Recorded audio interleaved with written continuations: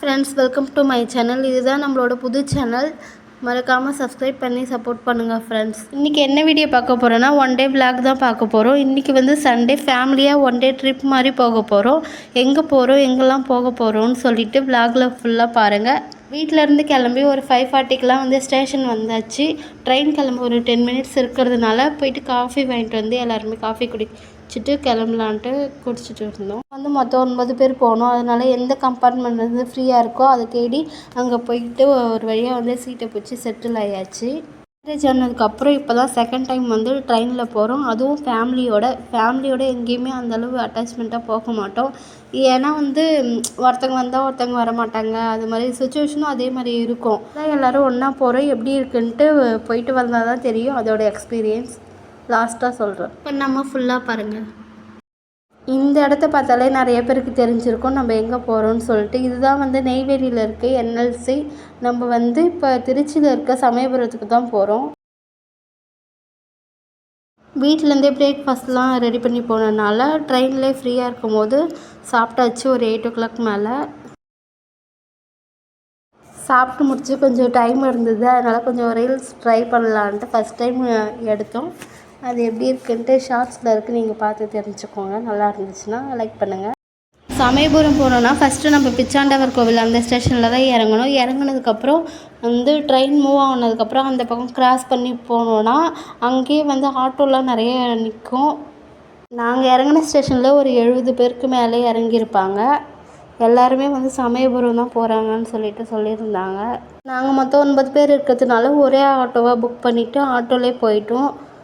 ஆட்டோவில் போகும்போது தான் ஆட்டோக்காரங்க ஒரு விஷயம் சொன்னாங்க. ஃபஸ்ட்டு வந்து கண்ணபுரத்துக்கு தான் போகணும். ஏன்னா சமயபுரத்தில் இருக்க மாரியம்மன் வந்து கண்ணபுரத்தில் தான் ஃபஸ்ட்டு இருந்தாங்க. இங்கேருந்து தான் எடுத்துகிட்டு போயிட்டு சமயபுரத்தில் வந்து வச்சாங்கன்னு சொல்லிட்டு சொன்னாங்க. அதனால் ஃபஸ்ட்டு நாங்கள் கண்ணபுரத்துக்கே போயிட்டு நல்லபடியாக தரிசனம் பண்ணிவிட்டு வந்துட்டோம். பார்த்திங்கன்னா எந்த ஒரு ஃபோனும் அலோட் கிடையாது. வீடியோவும் எடுக்கலை, எந்த ஒரு கிளிப்பிங்ஸும் எடுக்கலை. நெக்ஸ்ட்டு பார்த்திங்கன்னா சமயபுரத்துக்கு வந்தாச்சு. சமயபுரத்தில் பார்த்திங்கன்னா ஆடி மாதத்துக்கு ரொம்பவே ஸ்பெஷலான மாதம்னு சொல்லுவாங்க. அதுவும் ஆடி மாதத்தில் தரிசனம் இங்கே எப்படி பண்ணுறாங்கன்னா 2 வழி இருக்குது. ஒன்று வந்து பொது தரிசனம் பண்ணுறாங்க, ஒன்று வந்து 100 ரூபா தரிசனம். நாங்கள் வந்து பொது தரிசனத்தில் தான் போனோம். நீங்கள் வந்து குழந்தைங்கள்லாம் கூப்பிட்டு வரீங்கன்னா தண்ணி சாப்பாடு எல்லாமே கையில் எடுத்துக்கிட்டே வந்துடுங்க. உள்ளே போகும்போது எவ்வளோ நேரம் ஆகும்னு சொல்ல முடியாது. சேஃப்டிக்கு எல்லாமே நம்ம எடுத்துகிட்டு போயிட்டு வந்தால் தான் நல்லபடியாக தரிசனம் பார்க்க முடியும். செம கூட்டமாக இருந்தது. திருப்பதியெலாம் வந்து குடோனில் அடைச்சி வச்சு கொஞ்சம் கொஞ்சமாக நகர்ந்து போவாங்களே, அது மாதிரி தான் போயிட்டு இருந்தோம். ரொம்பவே ஒரு 3 மணி நேரத்துக்கு மேலேயே ஆகிடுச்சு.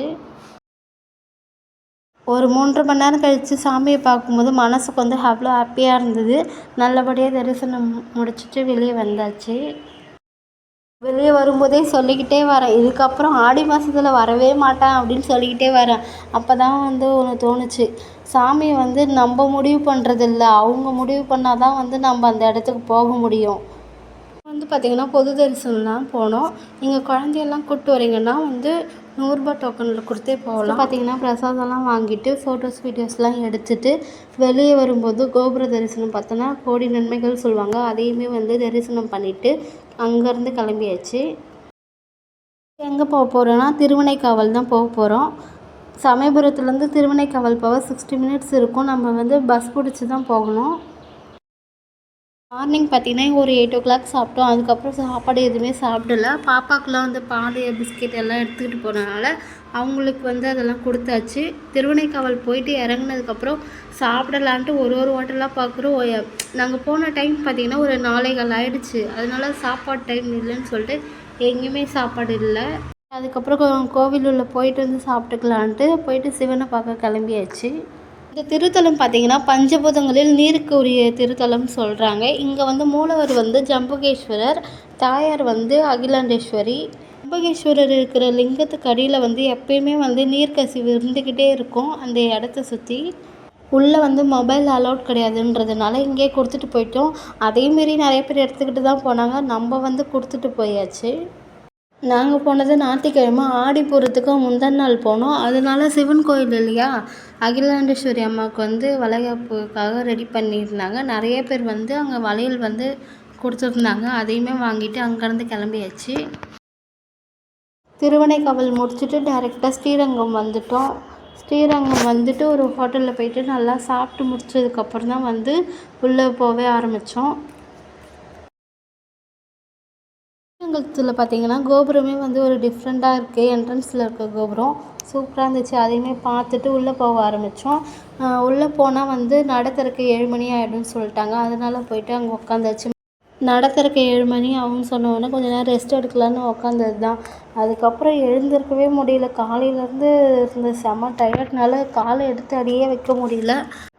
இங்கேயும் பார்த்தீங்கன்னா ஒரு 2.5 மணி நேரம் ஆயிடுச்சு சாமி பார்க்கவே. சாமி பார்த்துட்டு வெளியே வர்றதுக்கே ஒரு 9:00 ஆகிடுச்சு. சாமி பார்த்துட்டு வந்து நைட்டுக்கான சாப்பாடும் சாப்பிட்டு முடிச்சுட்டு ட்ரெயின் பார்த்தீங்கன்னா 10:15. அதுக்குள்ளே நம்ம திருச்சிக்கு போகணுன்னு சொல்லிட்டு அங்கேருந்து கிளம்பியாச்சு. லாஸ்ட்டாக ஸ்ரீரங்கத்தோட கட்டாச்சு வீடியோ. அதோட கடலூர் வந்து ட்ரெயின் இறங்குனதுக்கப்புறம் தான் எடுத்தேன். அவ்வளோ டயர்டு.